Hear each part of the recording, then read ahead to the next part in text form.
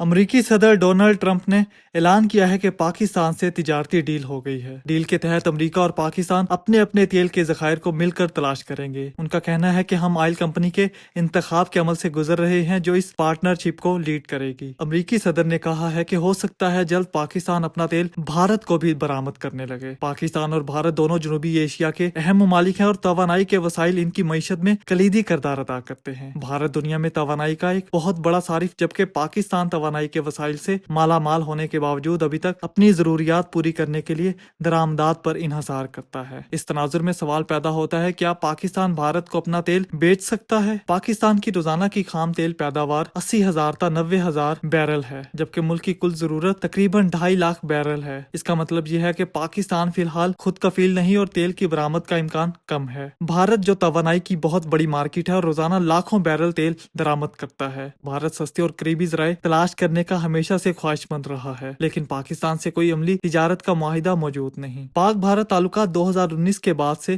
خاصے کشیدہ ہیں۔ پلوامہ حملے، مقبوضہ کشمیر کی حیثیت کی تبدیلی اور سرحدی کشیدگی نے دونوں ممالک کے تعلقات کو مزید خراب کیا ہے۔ بھارت نے پاکستان کے ساتھ تجارتی تعلقات ختم کر دیے تھے جبکہ پاکستان نے بھی کئی تجارتی پابندیاں لگائیں۔ اگر مستقبل میں پاک بھارت تعلقات بہتر ہو جائیں اور اعتماد کی فضا قائم ہو جائے تو پاکستان بھارت کو تیل یا دیگر توانائی مصنوعات بیچ سکتا ہے، مگر اس کے لیے یہ اقدامات ضروری ہوں گے جن میں دو طرفہ تجارتی معاہدے کی بحالی، سفارتی تعلقات میں بہتری، تیل کی پیداوار میں اضافہ اور توانائی کے شعبے میں باہمی تعاون جیسے اقدامات شامل ہیں۔